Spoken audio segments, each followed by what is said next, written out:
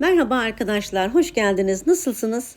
Bugün evimizi mis gibi elma ve tarçın kokusu saracak. Hem göze hitap eden hem de damağa hitap eden sizinle beraber nefis elmalı kurabiye yapacağız.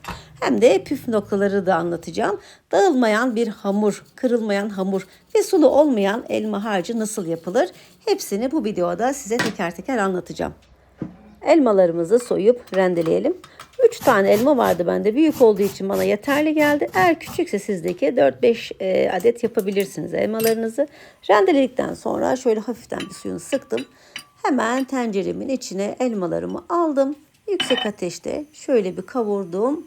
Daha sonra bir tatlı kaşığı tarçınımı ekledim. Onunla da şöyle karıştırdım.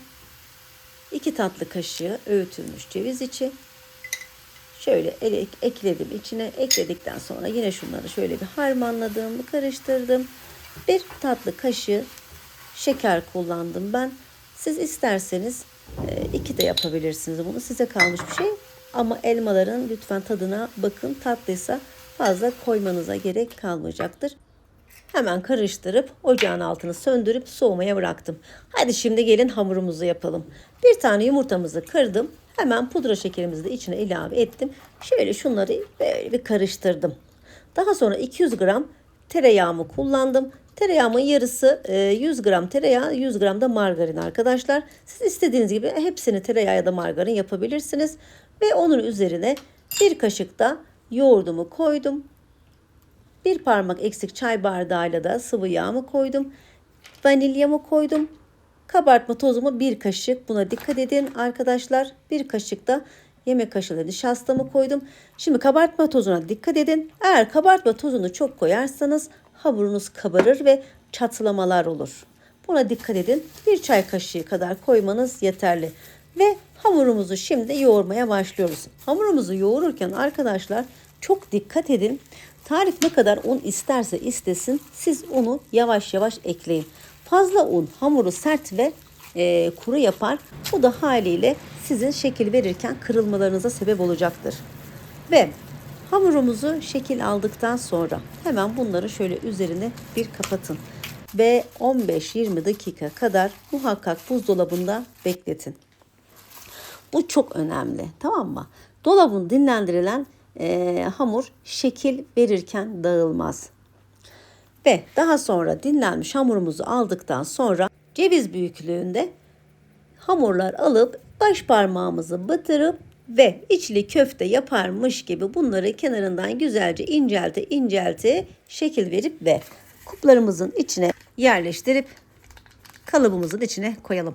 Kalıbımızın içine koyduktan sonra yine parmağımızla şöyle kenarlarına bastırarak şeklimizi verelim. Bir tane daha göstereyim ben size. Ceviz büyüklüğünden hamurumuzu alıyoruz. Yuvarlayıp şöyle baş parmağımızı bastırıp yine içli köfte yaparmış gibi parmağımızla incelte şeklimizi veriyoruz. Yine muffin kupların içine koyup kalıbımızın içine yerleştirip parmağımızla tekrar kenarlarına bastırarak şeklimizi verelim.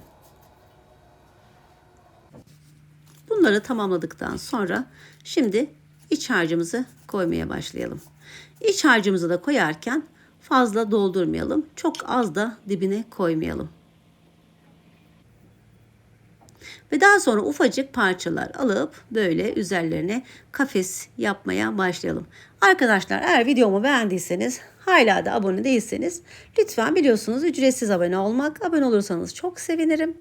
Beğeni ve yorumlarınızı da bekliyorum. Ve daha sonra bunları 180 derece fırında 35 dakika pişirdim. İşte elmalı, tarçınlı, mis kokulu elmalı tartlarımız, kafesli tartlarımız hazır arkadaşlar. Hemen şöyle kalıplarından çıkartıyoruz. Ve ne kadar güzel her tarafının kızardığını görüyorsunuz. Ve yapışmayan, dağılmayan, hamuru çatlamayan bir tart elde ettik.